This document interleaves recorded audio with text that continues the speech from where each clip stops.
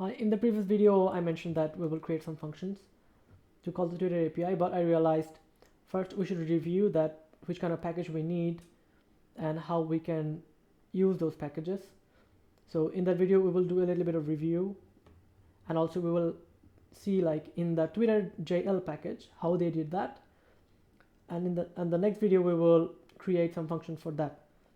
So to be able to make a Twitter API call, we are like I have decided to use package OAuth and Json. So first I will add them. OAuth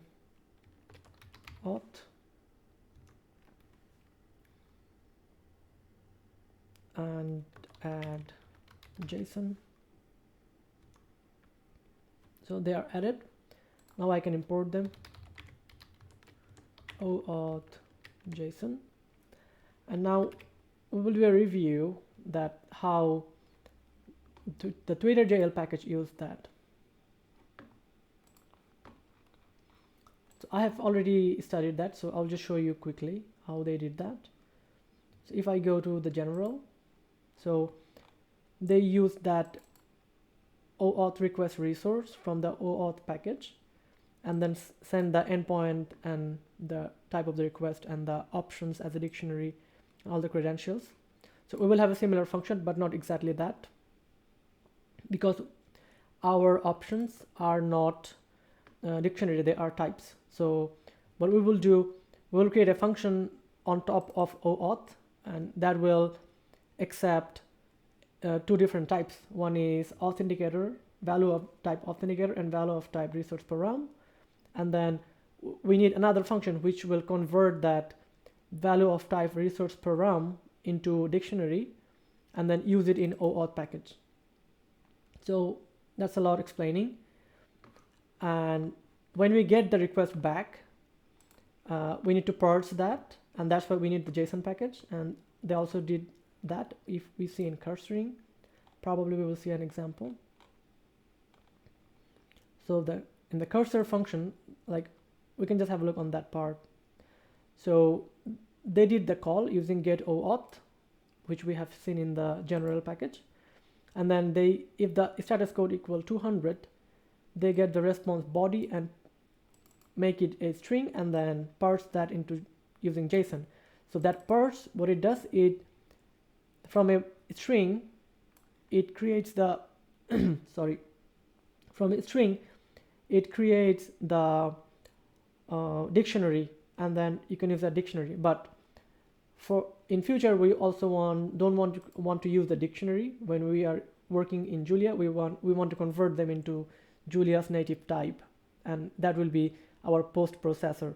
So we also need that function when we will work. So let's start collecting the stuff we need. So first we need a function which is collect tweets, and that will expect value of two different types. One is authenticator and another is resource param. So the first argument is value of type authenticator and resource param, value of type resource param. I'll just copy that.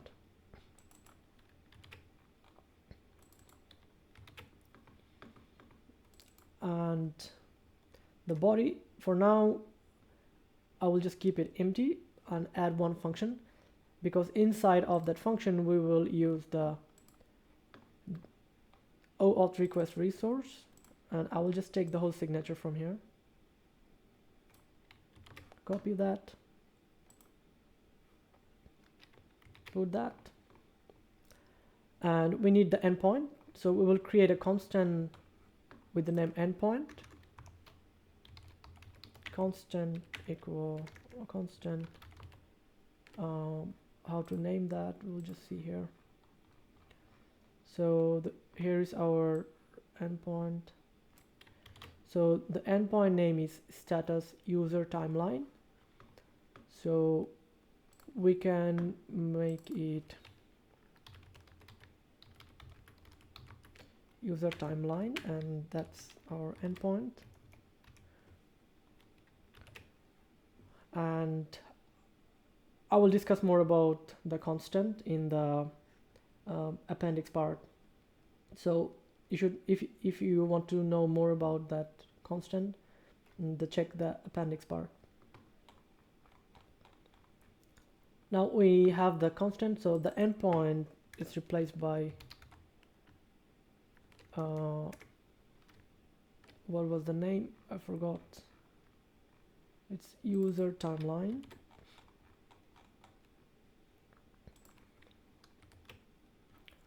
So that will be our response, resp.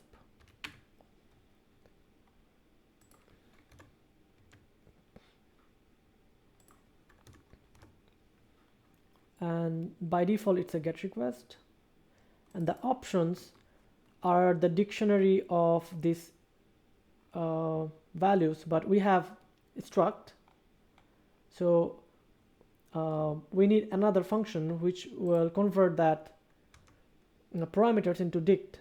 So we will create the body of that function, params to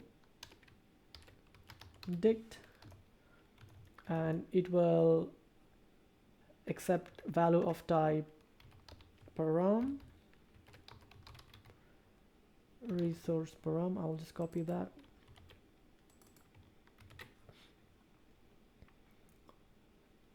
And all of these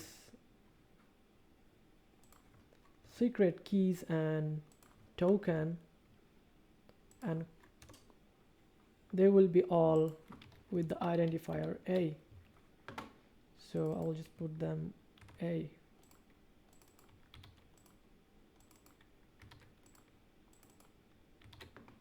So that's the general body, and one thing we need to build is that option. So I will change the name option to params. So what it will do, it will use that function over resource param value and make the parameters, convert that parameter into dict, and then we will use that parameter to make a call. So that's it for that video, and in the next video we will make a call beneath that, and also we will fill up that parameter. So we will see a hacky way how to convert the value of some type into dictionaries. So I will see you in the next video. Thank you.